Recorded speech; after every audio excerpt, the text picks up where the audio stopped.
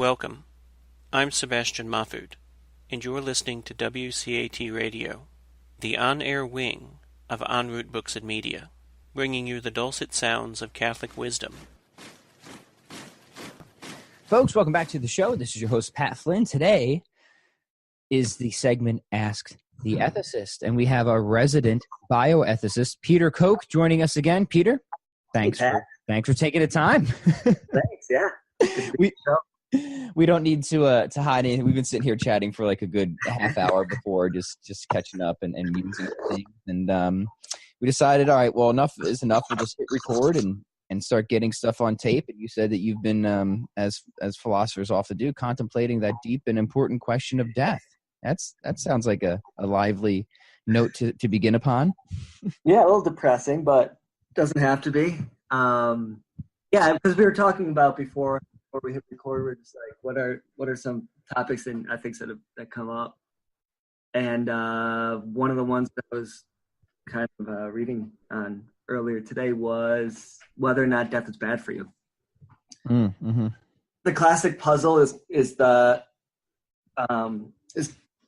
of stated succinctly by Epicurus, and the general idea is if there's no afterlife, and death is supposed to be bad for you, then how can your death be bad for you if you cease to exist upon death? Mm-hmm. So on the one hand, everyone thinks death is like the worst thing that will happen to you, but on the other hand, if you cease to exist upon death, then you never experience your own death, and death cannot be bad for you. Mm-hmm. Yeah, and Socrates sort of echoed that sentiment at one point as well, didn't he? Yep. Yeah. Mm-hmm. So I mean, it's an interesting puzzle, because a lot of take in a hospital, for example, a lot of decisions are made around either the avoidance of death, or, for example, in euthanasia, death being a benefit. But it's hard to see how death could be a benefit if you're not there for the benefit. Usually,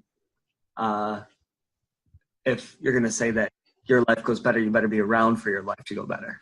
Yeah. Unless death is, unless euthanasia is ushering you off to more exotic pastures. Greener pastures. Yeah, if you have an afterlife, then these problems don't exist. Other problems might exist, but not these particular ones. But if you don't, then you got some questions. Actually, one of the big ones, like kind of a sub problem that comes up, is the timing problem about when is death a harm or when is death bad for you. Mm-hmm. So some people argue that it's bad for you after death. First, you can try to make that work in different ways. Other people argue that there's no particular time when death is bad for you. It's complicated, as you can see, you know. It is complicated, but it always goes back to like can you really separate? It's like the epistemological question, right? Can you really separate the epistemological from the metaphysical? And can you really separate the ethical from the metaphysical? Well, so in this case, what do you mean by the ethical from the metaphysical? In other words, can we separate what actually exists in the world at a metaphysical level, like afterlife, etc., from the way that we treat people, like that sort of thing? Well, yeah, for me, so I mean, for the epistemological, right, the classic, and we were talking about this before, one of the, difficulties with naturalism is, if our rational faculties are only arising from irrational means, then do we really have any reason to trust that we actually have rational faculties? And we kind of get caught in this sort of self-perpetuating skepticism. But, however, if our rational faculties have arisen from rational means, then maybe they're generally reliable. So you kind of have to consider the metaphysical questions, I think, if you really want to have a consistent channel for epistemology. And for me, it seems similar with ethics, because we are considering how we would answer these questions would vary hugely on whether or not we think that only physical things exist, or are we perhaps going somewhere after this? And so my inclination when these things get up is like, well, let's like try and back up a bit and like think about that afterlife question, because that's going to really change things, at least for me. But I guess, for you and in academia and hospitals, obviously not everyone's coming from a religious point of view, or even especially the same religious point of view. So I guess that's a problem in and of itself. But, putting aside any, I guess, secular bias, how do you feel about that? Like just like segmenting because I mean, at least for Aquinas, it didn't seem like he separated his ethics from his metaphysics. Like his ethics was directly grounded in his metaphysics, right? Mm-hmm. Yeah, I mean, it is, you cannot really make sense of just, you essentially, you can't only work, for example, in epistemology and ignore metaphysics and like what it means to be a human being, etc. Mm-hmm. What the world is made of and all that stuff. All these fields overlap, and even the distinction between fields can get pretty, fuzzy at times. Mm-hmm. Like a philosopher, even though maybe someone's trained to be a metaphysician, they of course have to have these other fields in mind as they're navigating through. And some philosophers are so comprehensive that they are really like a philosopher in the true sense, like this really broad, pulling in all these pieces together, like Socrates, Aristotle, Aquinas, etc. Mm-hmm. I don't think that you can really do philosophy, so to speak, focusing just on one field and ignoring all the others. I don't think that's what a philosopher really is. But yeah, going back to the other question of like how to deal with all these different perspectives in a hospital, when some people believe in afterlife, others don't. Some people might believe in reincarnation. Some people believe that suffering is a part of life, that's necessary. You do have all these varying perspectives, and they really become manifest at end of life decisions. That's why the whole death thing is so important, because that's when people's values really come out, and their view of what death is and how that fits into life becomes the most sort of salient.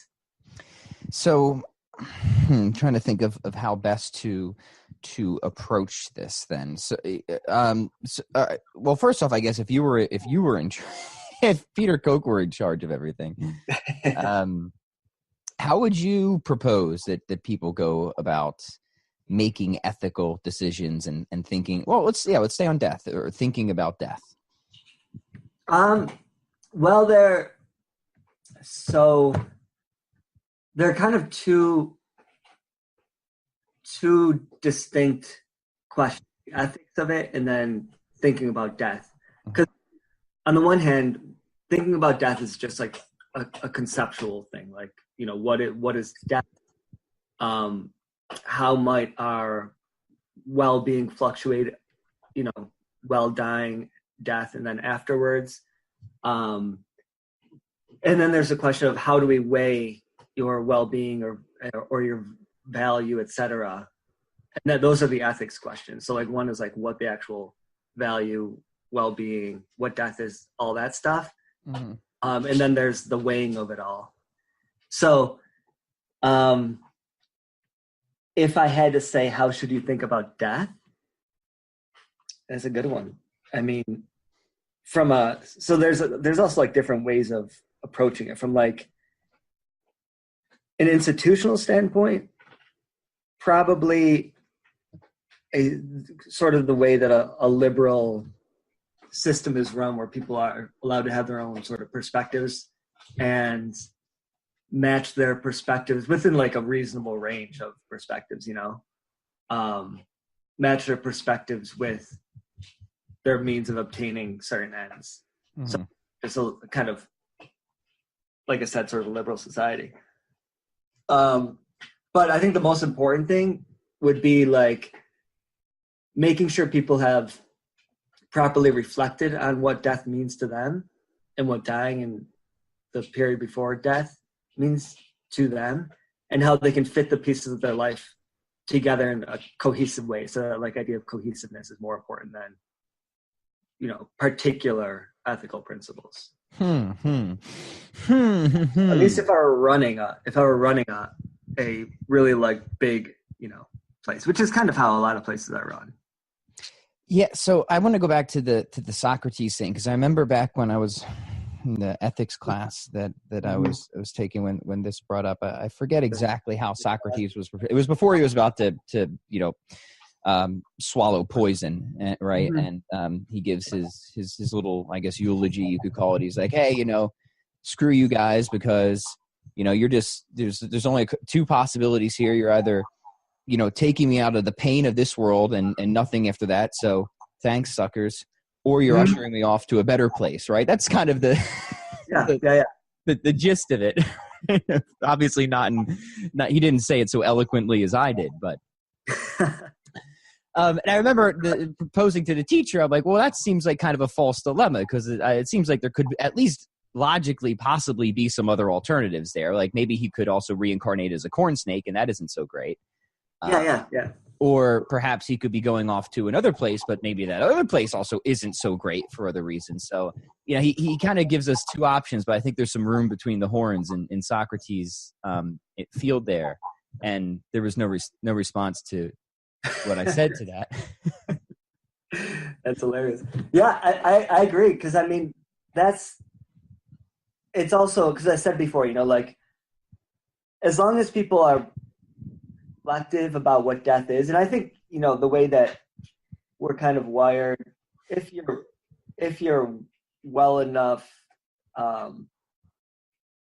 equipped to think about these things, then people will end up with a range of views that's generally, I think, probably fairly reasonable. But it is a range of views. It's not just one or the other, There was a study that was done recently. You probably are familiar with it. What is the terrible long term they came up with? It moralistic therapeutic deism. You know what I'm talking about? No, moralistic therapeutic deism. So the study, I went to assess what people's kind of general religious belief is, and even people who identified with a specific creed, Christian or otherwise, or even people who were brought up in non-religious households, even atheist households. They found that the common denominator for people, and you probably, I'm sure, have dug into some research or know yourself and maybe can affirm this. I'll look up the study and link to it, but I've heard a few people talking about it recently, is that people sort of generally believe in this sort of therapeutic moralistic deism. And the gist of it is that they believe God exists, but he's relatively in kind of a deistic God. He's kind of a hands-off type of God. Mm-hmm. And that so long as if you're just a good person, meaning like you're not Hitler, like, so their idea of good is very, very vague, then you will go to heaven. And that's pretty much people's beliefs, at least in I think this was an American study. Is that yeah, no, that's, would you be able to affirm that? So I can't give you any numbers, but I know that huge majority. I want to say it's like close to 90% of people believe in broadly like a timeless universal spirit, that where like the traditional idea of God would be like a subcategory of that. Mm-hmm. Like most people believe in like the supernatural in some sense, and usually like a single entity that is God. Yes. Mm-hmm. And then I think a lot of people think that there's a huge framework for like what it means to be good, and a lot of people think that this is not it, that there's life after death. I don't know what the exact numbers are, but I know like the that I can't remember the phrasing they use, but like the universal spirit or something like that as the broadest. Sure, a little bit of life force going on. Yeah, like life force, something like that, is like 9 out of 10 or something like that. Well, the funny thing that because people be like, oh, I did some research on this, and they're like, especially in other countries that start to become less religious, and they'll be like, oh, look, they're becoming more atheistic. If you then run surveys to ask if they believe in a life force, it inverses. The people who drop religion, they really just pick up paganism is what seems to happen. Yeah. They There's a don't become huge rise atheists, in they just become pagans. Yeah, totally. No, Mhm. it's a rejection of organized religion that just, it doesn't shift towards like a rejection of the idea of God or a rejection of like a life that has meaning beyond the world in front of us. It just goes to, we're a super pagan culture. Yeah, and so I would argue it's just like you're not becoming more religiously sophisticated at that point. You're becoming it's less. Yeah. You know, it's funny. I mean, it's like everyone has to kind of, we just have to like refigure things out over and over and over, you know? Generation to generation, sort of. Yeah, and like certainly there's value in authenticating your beliefs. I found the what I was looking for. It is moralistic therapeutic deism, and it's a term that was introduced in the book Soul Searching: The Religious and Spiritual Lives of American Teenagers by sociologists Christian Smith and Melinda Lindquist Denton. So fairly recent study. Yeah. And moralistic because it has a moral component, even though it's vaguely moral, you know, like if you're just not Hitler. Deism because God is, you know, mostly indifferent, kind of stays out of things, but gives you something to look forward to so long as, you know, you're not like, you know, Jeffrey Dahmer or somebody. Yeah. Mm-hmm. So I actually just pulled some up here too. Pew Research from 2008, and it's like,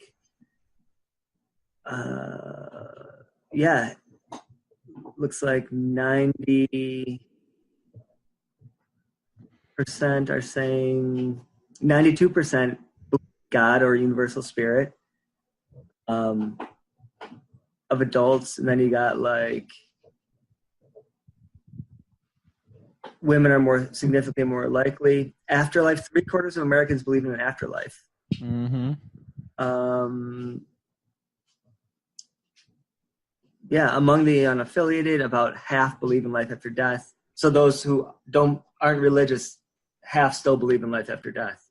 Yeah, that's interesting. That's very interesting to me. Yeah.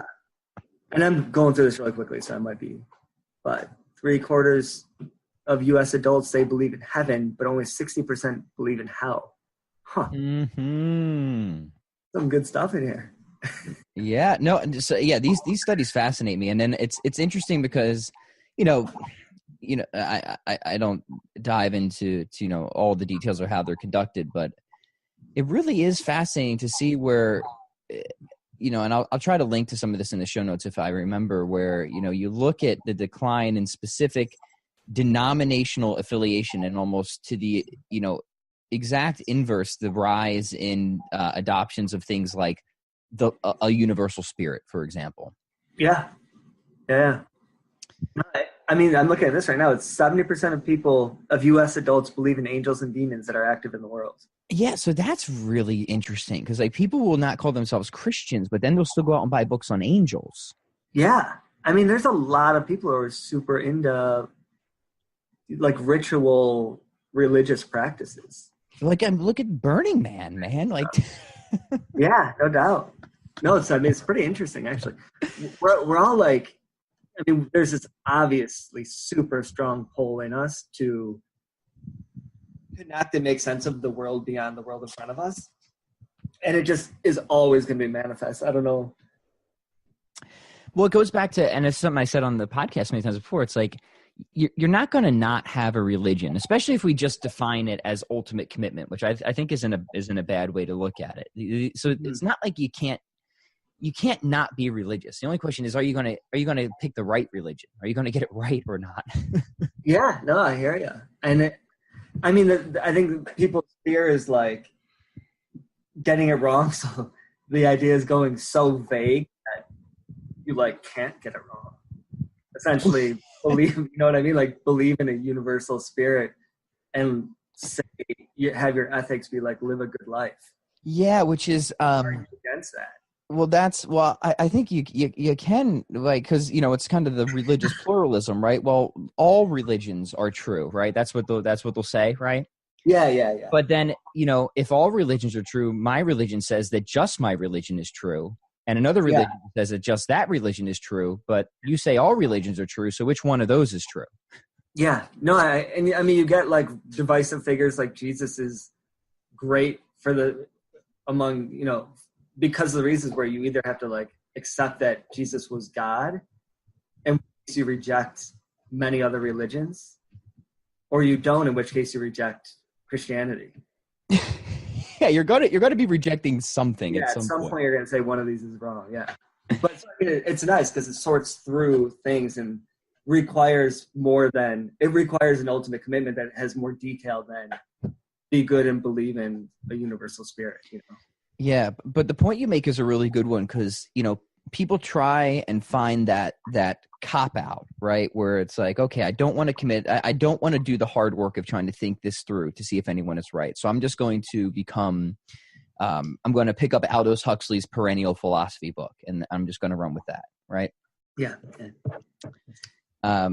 Which I was a fan of for a while, when I was before I became Catholic, like the Perennial Philosophy. I'm like, okay, yeah, it's good, but then you actually start to study the world religions, like, oh, no, these make serious, often contradictory claims with one another. Yeah, I mean, they're not. It's no joke. Like the beliefs are pretty. I mean, they're explicit. They're detailed. A lot of them are like you believe it or you don't. There's no real middle ground. To start to like realize what you're either accepting or rejecting, what your options are. It's kind of kind of like you're punting if you just step back and say, I believe in, this. I believe in spirits and I believe in good, and that's about it, And angels. Everybody we reject. Nobody wants to let go of angels for some reason. Yeah. But everybody likes angels, but it's a very modern idea of the angel too. Yeah, they're amazing. But Aquinas had a lot to say on angels. We'll have to do an episode on the angels at some point. Yeah, angels are great, and I on the other hand, like it's also a process. I think like people are whatever word that people use, like the spiritual journey or whatever. So like you kind of find people at different points of where they are, like what commitments they're willing to engage with. So I'd be curious to see is if there's anything about age in these studies. Like if you're an older person, do you have more like detailed commitments? Are you more likely to be a member of an organized religion and be less pluralistic than when you're? It wouldn't surprise me if something like that happened too. It does. It does. I think that is sort of the trend, is that people do become a little bit more committal as they age. Yeah. So, go ahead. You go ahead. Quick. The other thing that and I get this a lot just in conversations about religions, etc. It's like, well, this is how you were raised, but do you want to settle that one real quick because the old genetic fallacy? Yeah. It's an annoying one to hear. Yeah. So because all right. So let me just state it, right? Oh, Peter, you're only Catholic because you're a Catholic. But if you were born in Pakistan, you'd be a Muslim, or if you were in Portland, Oregon, you would have been an atheist. So right, that's typically the trope that you'll hear trotted out. Yeah. But it's clearly wrong for many, many reasons. There's counterexamples of people who, I've brothers and sisters all raised in the same home with different beliefs, right? So you just have empirical counterexamples of why that's just not the case. And go ahead. It's funny that you brought this up because the post that I shared with you the other day, I responded to this because, first off, I did not have a religious upbringing, and for a very long time I was quite anti-religious. But it's really just it's the genetic fallacy where you think that if you can explain how somebody came to hold a belief, you can explain that belief away or invalidate or validate that belief. Yeah. But how somebody comes to hold a belief is wholly independent of whether or not that belief is true or false. Mm-hmm. I might think that democracy is a superior form of government to monarchy, and I might think that just because I was brought up in America, but that doesn't say one way or another whether or not that belief is true. Right? Mm-hmm. Yeah, it might give us some insight as to why you think it, but it is independent of like you're saying, yeah. Anyway, just get that out of the way real quick. So let me ask you this, because you do something that I don't know if I would be able to do. So you're a professional bioethicist. You know, you're a professor. Now you're at a Catholic university. But if I was doing what you were doing, I don't think I could just be a philosophical ethicist. I think I would have to be a Catholic ethicist. Do you get what I'm saying? And I guess the great thing about the Catholic tradition is, we have the natural law. So as a philosopher, I guess you could just be like a natural law ethicist and pretty much all the Catholic conclusions.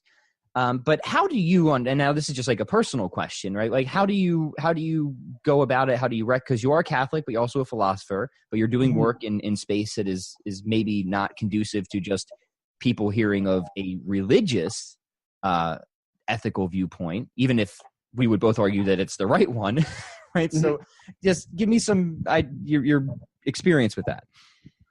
Yeah. So, I mean, you have like traditional ethical theories, which, I think in any setting, whether it's a Catholic university, a Jewish university, a secular university, should be presented because they capture the way that human beings kind of naturally think about ethical dilemmas and ethics. And then, so that, I mean, that is, it doesn't invoke religion, but it does a lot of the concepts that are important to these ethical theories. For example, the intrinsic worth of the human being.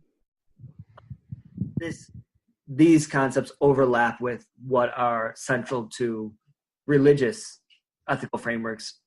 The worth of the human being, like a huge one for Catholic bioethics, and for like a deontological approach, like a Kantian approach. So you get a lot of overlap, and what it actually does is, I always teach I always show the overlap between Catholic bioethical or Catholic ethics and secular ethical framework, because and it benefits people who are both religious and not religious, because they see how like ethical frameworks that are put out by a church or by a religion, they're not simply just like statements that are unconnected or non-philosophical. They actually just parallel so-called strictly philosophical ethical frameworks. So it's like, I think a lot of people have the impression that ethics or I should say religious ethical frameworks, they're like these floating list of commandments that don't have any philosophical or argumentative structure. That are just more or less arbitrary, right? Yeah, they're like more or less arbitrary. But if you look at the actual structure of these religious frameworks, their structure is very similar to non-religious frameworks. You have tons of overlap between them. So it's good to be able to recognize like how to think about things and how thinking about things applies to secular and non-secular conversations. So, sorry, don't let me interrupt. Keep going.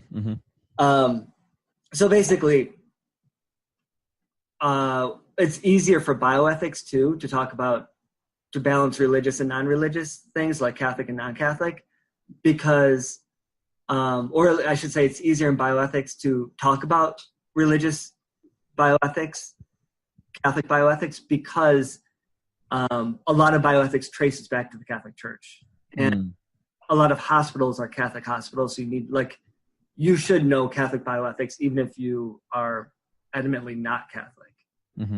6 out of, or no, what is it? I want to say like 1 out of every 6 beds in the world hospital beds is run by a Catholic institution.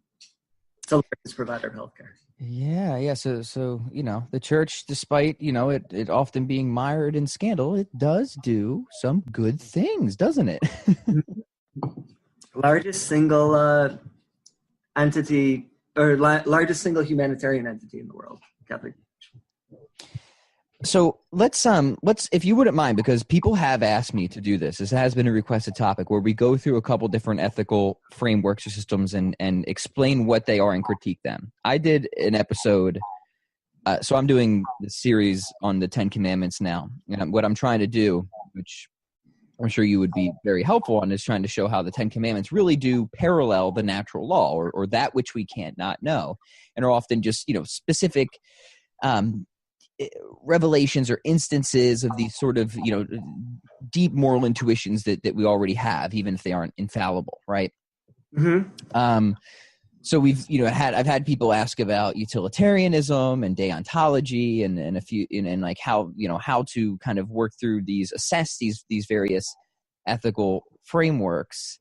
So maybe you have an idea of where to start, but the thing that, kind of first came up to me is, immediately when we're starting with ethics, that question of this kind of intrinsic value of the human person, like, how do you even get ethics off the ground? I mean, without just arbitrarily assuming that, which, as a philosopher, like that's unacceptable. You just don't arbitrarily assume anything, right? Where is that grounded? And how do you pull that away from metaphysics? And then, like, how does that not just draw you right back into religion? And I get that a lot of people are probably okay with just assuming that as a starting point. And that's where I guess I could agree with a lot of humanist philosophers and atheistic philosophers. Like, okay, yeah, if we could agree on this starting point that humans have intrinsic worth, we probably could deduce a lot of the same principles and moral processes of decision making that we could agree on. But my problem that I would have with you, Mr. Humanist, is that you're just being completely arbitrary and thinking that humans have objective moral worth to begin with. You see what I'm saying? Yeah. I mean, the question of what makes things valuable is such a difficult thing to answer in general, because we have the tendency to, like, I mean, you have this question of, like, what would count as proof of something being valuable? Mm-hmm. That in itself is really, really tricky, because it's a different kind of proof from the proof that we're used to for other kinds of knowledge. Mm-hmm. So, yeah, I mean, I think everyone has any ethical theory has a problem of the stipulation of value somewhere. So some, like hedonism, for example, says that, the basic good in the world is pleasure, and then the basic bad is its opposite, pain. Mm-hmm. But it can't tell you about why the pleasure of you is more important than the pleasure of a cow or something like that, Yes. Mm-hmm. So that you're still gonna get questions about how do we, like, what is the value of the things that have pleasure or pain in the first place? Mm-hmm. And that's always tricky. So it really is a really difficult question about why things are valuable and where the value comes from. What does it even mean for value to come from something else? If it's Are you're throwing that one at me? Oh, I'm saying that it's like a because I'll take it. I'm ready. You knocked it out. Well, these are like the questions that really fuel debates about ethics. A lot of people to consider value theory or axiology to be the same thing as ethics, because it's all about value and weighing things. Yeah, and I know we were talking maybe a few months ago, like, about Kant, where he would just try and ground it all in reason. But for me, it's like, when it comes to morality, there's two things I guess we really have to consider. One are moral values, like what makes something morally good or morally bad. Mm-hmm. And then there's also duties, what makes something right or wrong. So if we want to say that, humans have objective moral value or objective moral worth, then that value has to be valid and binding apart from any of our opinions, preference. Mm-hmm. It has to be apart from us, really, right? Yeah, it's not up to us.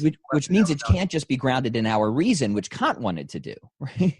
Well, so it's not grounded in our reason in the sense of reason is like a process or like an activity, or like even like a tool. It's grounded in rational nature. So like the nature that we have, and the way he describes the nature that we have is he uses the term rational, because it like distinguishes it from other natures that things have. See, and this right here is the problem, I think, with Kant, because you have 12 different people to teach Kant, and none of them teach the same thing. I know. They say there's for every like whatever 40 words of Kant, you have 15 different interpretations.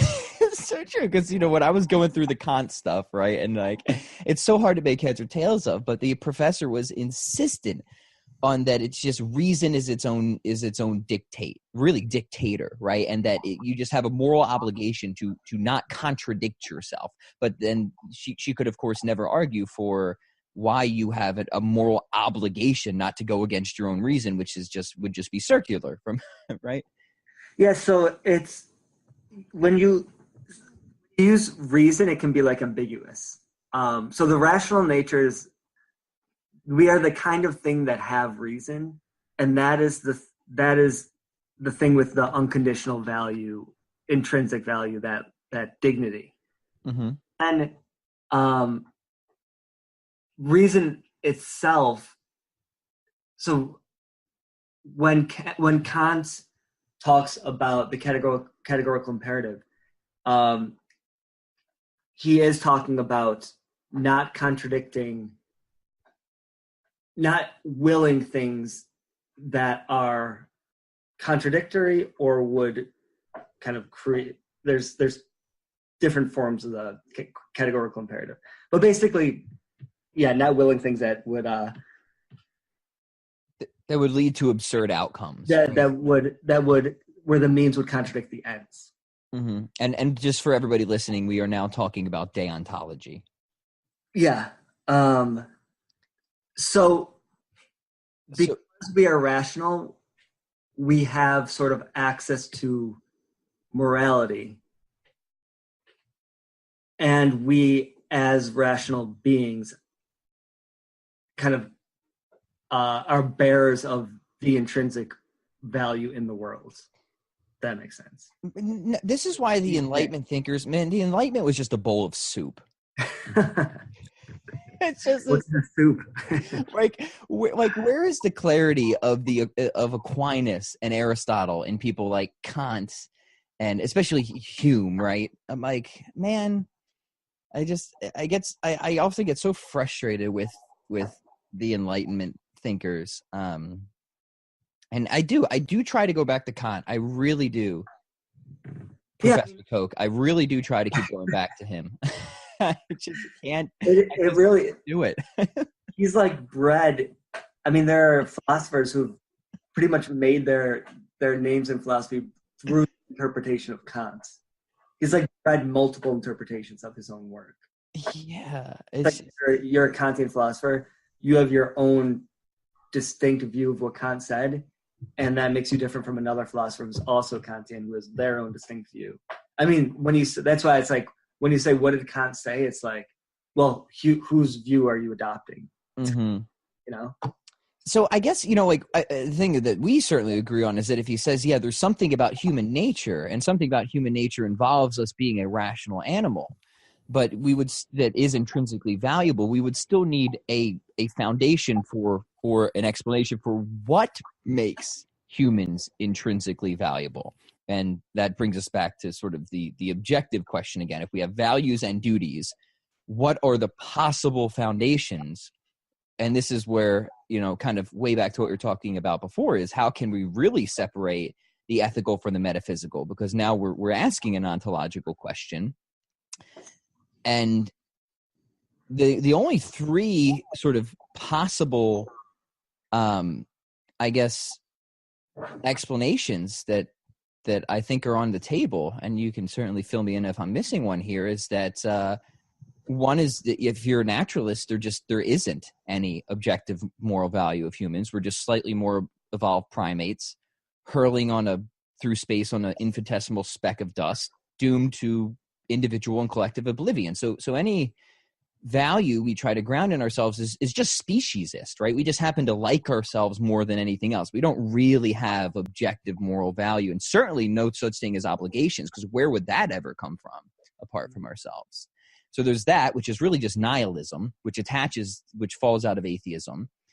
Then you have, I think we could have Platonism in there, right? Where there's sort of some abstract realm where things like forbearance and justice just kind of exist out there somehow, But that I think reduces to incoherency, because how would we ever, like, if like I'm acting justly, how does, like, what's the causal mechanism there? How do I detect? I think it's unintelligible completely. And certainly I don't have a moral obligation to an abstract object. That's just weird. And then the only other possible option that I can think of is that it's grounded in God, or it comes from God. God is the source of moral values, himself being the absolute standard of goodness, and an obligation follow from his commandments, will, the natural law, which are just a reflection of his essentially good character, etc. Am I missing anything there? Those kind of pool of live options, and would you care to comment? It's tricky because you have, like, I mean, one is that when we talk about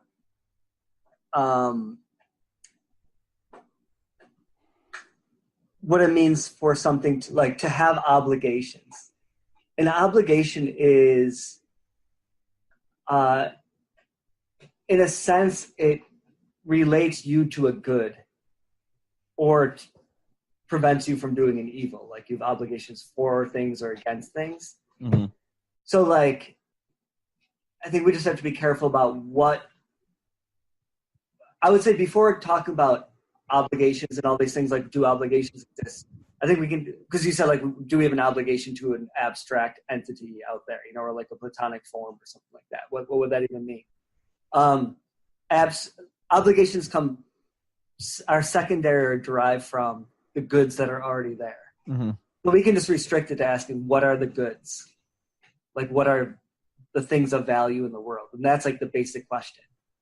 And then I think those three general things, I mean, it's so, like, it might be that, and this is kind of a Thomistic view, is that the good is being and God is, like, ultimate being. Mm-hmm. How the three are connected. And and that's kind of like falling out of his third way of degrees of being, right? Yeah. And I'm very much partial to that way of thinking myself. Yeah, no, I hear you. But then someone could say, like, why is being good? But you see how fundamental these questions are getting at this point? You know, it's like where we have being, goodness, and maybe goodness doesn't tell us anything beyond what being would tell us. Well, even before I was a Catholic, I was very attracted to the Thomistic way of thinking because, you know, for Aquinas, anything that exists is good in and of itself. And then God is sort of like, trying to think of the analogy here. Maybe it's like, you know, sort of our moral sense in a way, and the things that we think are good. It's kind of like a high fidelity recording, where a high fidelity recording is in relation to a symphony, right? It's an approximation to something where, you know, God would be that symphony or that source or that absolute standard of goodness. And then everything is a degree of, in relation to that perfection, right? That's kind of what you're going at with the Thomistic view, right? Yeah. So then exactly. So, like, the goodness in the world just is being, is like, isness or whatever, and there's no separate realm of the good that's distinct from, like, what the world is. Yep. But then in order to get, like, why is being good, I mean, how is that question even answerable? You know what I mean? I think it's helpful in the extent that you can't really think of where being is bad, but then where he makes the, I think, awesome distinction, and Aquinas obviously wasn't the first one to do this. It was partly what brought Augustine away from Manichaeism too, is to think more about what is evil or what is bad.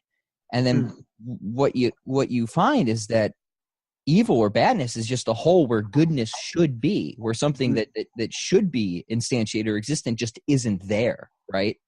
Privations and etc. Yeah. No, and it's a really interesting view of the world. It really simplifies. There's only one thing in the world, and then there's privations of that thing, and then good and evil, etc. But it's all one big thing, and then that's all. It all, like, kind of participates in what God is, which is ultimate, pervasive, eternal being. Yes. That framework. And we're actually back to like what people think the world is about, which when I'm talking about like the universal spirit and just being good and just being, like people are naturally attuned to that. It seems like, given the statistics that we talked about earlier in the podcast, you know? It's extremely intuitive, because when we say like when something is bad, we say like it shouldn't be that way, you know? Yeah. Like our language is just reflective of like those deeper things we just tried to dissect. Naturally, it's reflective of that. Yeah. And which is actually why we think death is bad, pulling in that other part, because it seems, even though it happens to everyone, it still seems like not right. It's a hole in the structure of the world and being.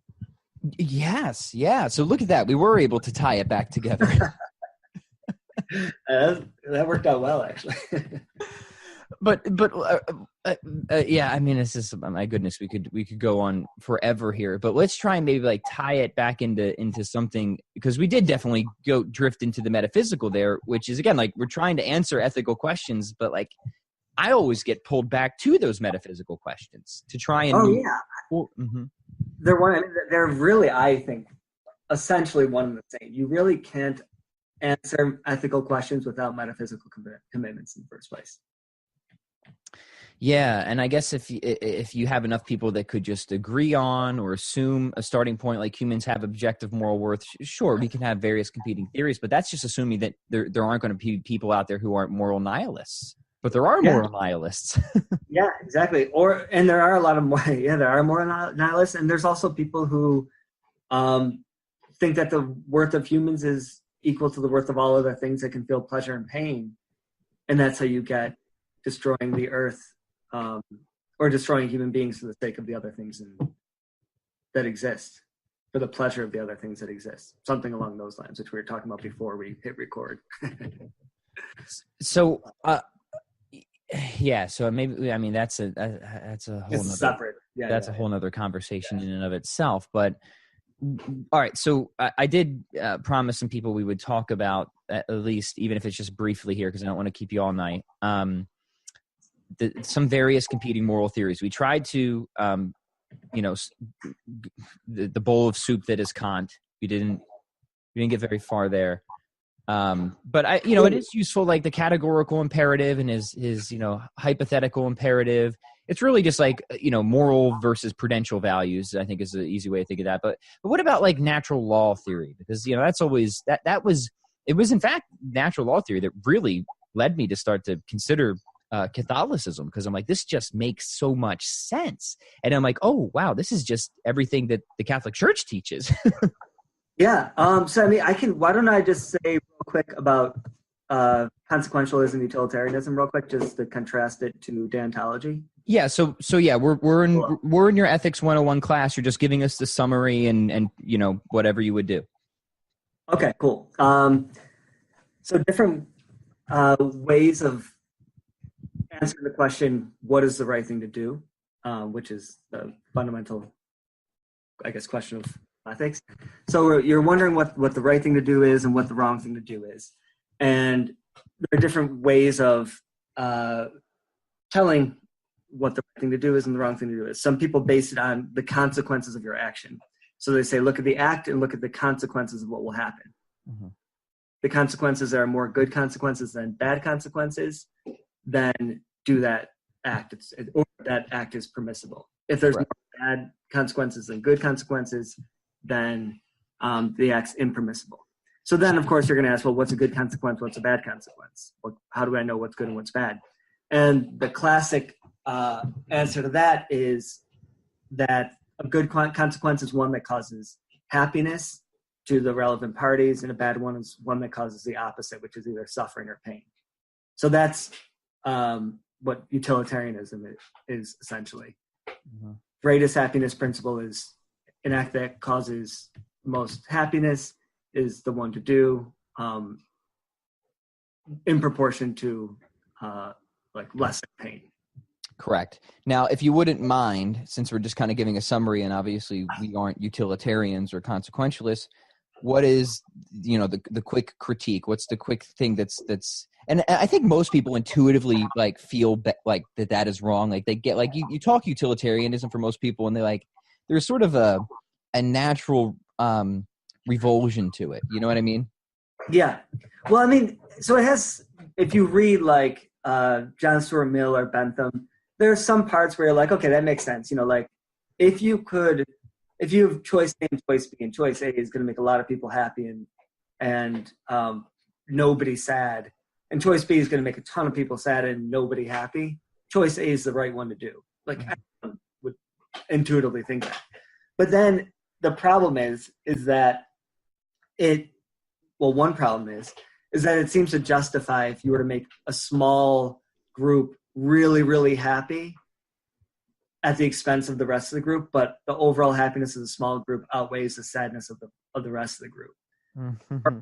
Take a worse example, where, like slavery, for example. If you did a calculus and figured out that more people are happy with slavery than without, then the utilitarian would be like, go with the slavery. Yep. No thought for the individual and the value of the individual. It's about doing this big calculus about the group. So that's one of the problems. And I think that's a kill shot for utilitarianism, because if they're saying that what is morally good is whatever equates to the most happiness, like they made that identity claim, and we can think of even just one example where people will be like, no, it doesn't matter how many people are made happy by slavery or child molestation. Those things are just by themselves morally bad. Then utilitarianism just is false. Mm-hmm. Yeah, I mean that's the other question. It's kind of a meta-ethical question. Is so are there some things that are so obviously morally wrong, where if your theory implies that they're correct, then your theory is wrong? Because it kind of makes ethical, like the whole project of finding a good ethical theory, really difficult. Because on the one hand, figuring out the right ethical theory should give you answers about all sorts of ethical problems. But on the other hand, if you're starting with assumptions about the right answers for these ethical problems, then you're kind of working backwards and you're checking your theory against an answer that you already know. So you walk in with a conclusion. Mm-hmm. So the overall project of figuring out what an ethical theory is, or what the best ethical theory is a little bit backwards. It's like, on the one hand, what do people know is already right? But on the other hand, what's a theory that can tell us what's right? Mm-hmm. And that really is the epistemological question then, right? Yeah. Yeah. Okay. All right. So, I mean, you just have a lot of stuff going on, like a lot of questions that are always at play. Mm-hmm. So we can chuck utilitarianism into the trash. Okay. Then you have deontology, which is instead of what the outcomes are, the deontologist says, well, you can't really control outcomes. All you can control is your will. So like the goodwill is what we focus on when we say whether an act is good or bad. What did the actor will when the actor did it? And the will should correspond to rationality. This is where the categorical imperative comes in. So you should do things that, don't treat people as a means to an end. However you want to sort out what duties you have. But the classical one is you obey the categorical imperative, which requires that you will non-contradictory things out of respect for the value that inheres in the rational nature. Yes. So there you go. But the thing about that is that it requires that you essentially describe a scenario, and then you say, okay, can I will that, this? Can I will that this be an imperative, or that this be the commandment, so to speak, or the duty? But that requires describing the scenario, and the same scenario can be described in many different ways, mm-hmm. which make applying the categorical imperative actually pretty difficult, because you can sort of figure out different ways of describing the same scenario so that some will produce a contradiction, others won't. So then you just have to qualify it so many times it just becomes like, well, why do we even bother? Yeah, exactly. So then it gets like, how general should should the description be? They call it the maxim. So how general. So can you give us an example? Like, for the common one is like, you shouldn't steal, because if everybody stole, then nobody would trust anybody, and it would just reduce to absurdity. Is an idea of a categorical imperative, right? Yeah. So take the stealing one. Like, when you steal, this is the kind of general idea. Stealing is contradictory because you, at the same time, will for something to be your property, and then you have a right to it, but you're also rejecting someone else's claim to property in the act. So you both will that property is recognized and also not recognized. Mm-hmm. You see, so that's the contradiction. And like, I'm with Kant, so far, like that's I agree with him that a number of things, when you kind of run them through the Kantian system, will result in contradictions. I guess my problem is there's also a number of ways, like you said, that you can modify the scenarios enough where it seems like, actually that seems like an exception, or it doesn't quite work. But also, like, so what if I like maybe I just want to contradict myself? Why do I have any obligation to be non-contradictory, right? Yeah, I mean, so for him though, the contradictory thing is interesting because it like collapses on itself. It's not even like just doing a bad thing. It's doing something that is so contrary to what you, it essentially means you are like pulling yourself in opposite directions. Like there's something inherently wrong with it. Exactly like you said, that you could just say, what if there is nothing wrong with contradictions or anything like this? But it is a pretty profound criticism of an action to say that you're willing opposite things, and you can't hold those two things. Your act is like fundamentally flawed because of contradiction. So it's kind of nice like that. You know what I'm saying? It is, and I think it works for a number of general instances, but it doesn't work well enough because of what you said before, that there's instances where it's like, actually no, and then we just need to qualify it, and then we need to qualify it again, and we need to qualify it for this instance and that instance. And then eventually it just seems like, well, why are we even bothering, right? Yeah. So then, exactly. So if, say, you should not steal, even if it will save your life. Like, say you come you find a cottage in the woods, and it's clearly somebody else's property, but you're about to die. Mm-hmm. Like, is that now a new maxim? Yes. Right. Because it's a new scenario, right? Yeah, exactly. And then what are you going to do? Memorize encyclopedia upon encyclopedia of Kantian maxims? No, I know exactly. And it really, and Kant wants to formulate, so he gives different formulations of the categorical imperative that help you kind of run scenarios through this little machine of rationality, so to speak. Mm-hmm.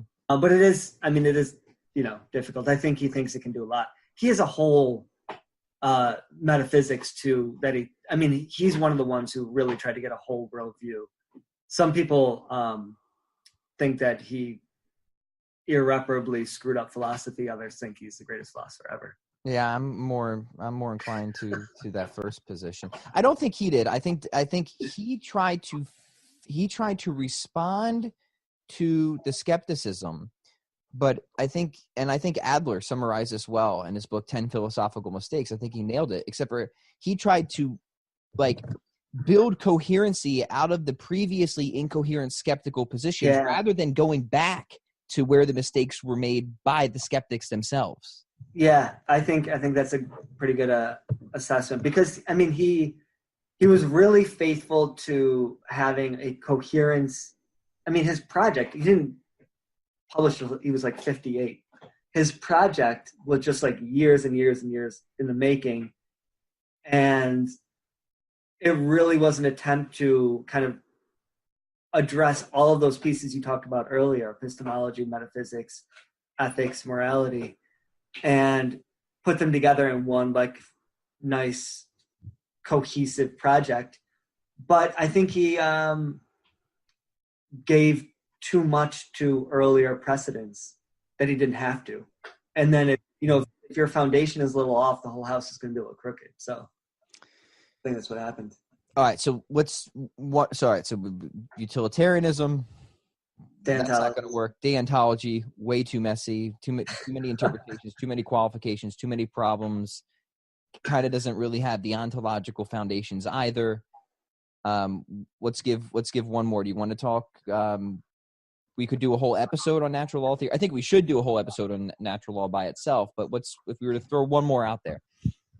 Yeah. Okay. I mean, we can talk about natural law real quick. Usually trace back to Aquinas, and this is the moral law as opposed to like the legal philosophy stuff. But the natural law, it basically ties in morality to the metaphysics of the human person, what a human being is. And human beings are a certain way, and we're essentially, we live in community and we're able to reason, and the way that we behave should correspond with the mandates of reason, the mandates of what we are metaphysically, human beings. Real kind of quick, but that's the way it works. Yeah. So I guess the idea here is that, we are made in the image and likeness of God. Aquinas would certainly affirm that.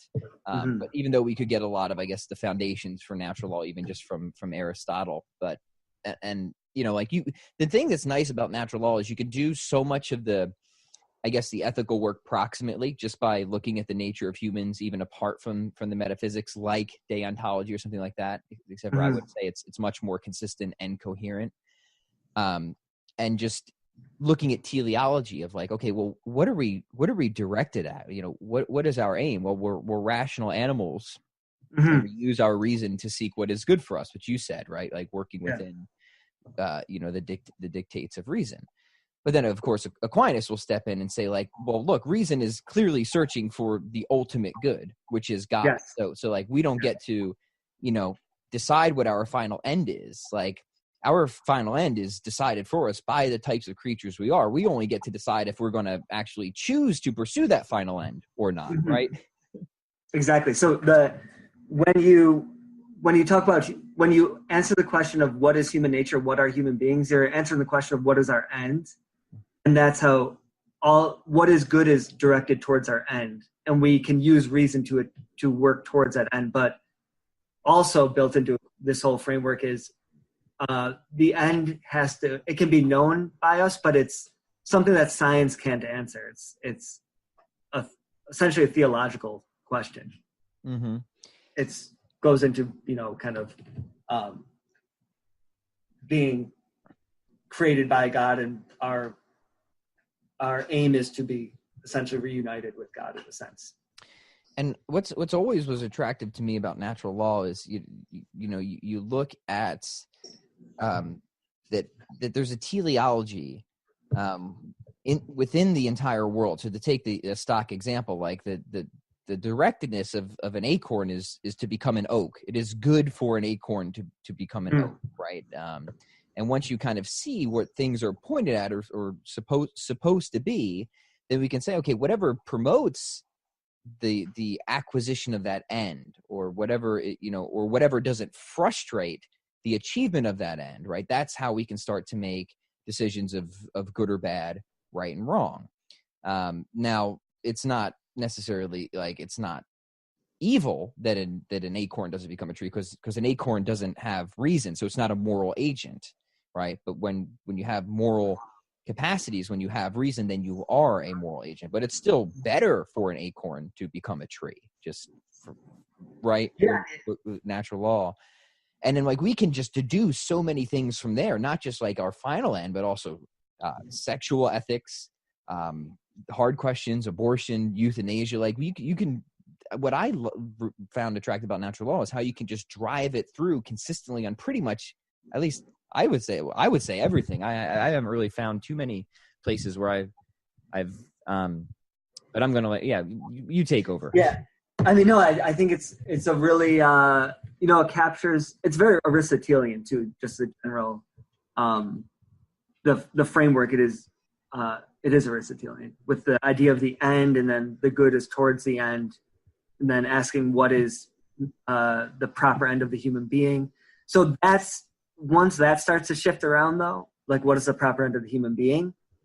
That's how you get all sorts of different answers. So like, obviously, moving the end around means you move everything that the end implies around too. Mm-hmm. People disagree about what the end of the human being is, then you're going to get serious disagreement about the ethics of how human beings should behave. So that's one of the features of it. Yes, and and that's, I think that's sort of a good stopping point where we can pick up next time, because that's kind of where we are today. We're in this relativistic culture where people think things are good just because you want them to be, but Aquinas and Aristotle would say something quite the opposite, that some things just are good by their very nature and the types of natures that we as humans have, and those are the things that you should want. Correct? Yeah. It's, yep. I mean, it's the things that you should want, and most people, because everyone is a human being, but most people are naturally inclined towards these things anyway. And the evil things we do are really perversions of a good drive that we have. We're just trying to achieve the right end, but doing it the wrong way. Yeah, a good example of a whole where something good should really be. Yeah. Exactly. Good. All right. Well, that gives us the topic. Now, on the next episode, we will start to build out natural law theory for the people. Sounds good. For the people. Excellent. Professor Koch, thank you for joining me. Thanks for having me, Pat. We hope you enjoyed the program and will join us back for another show on WCAT Radio.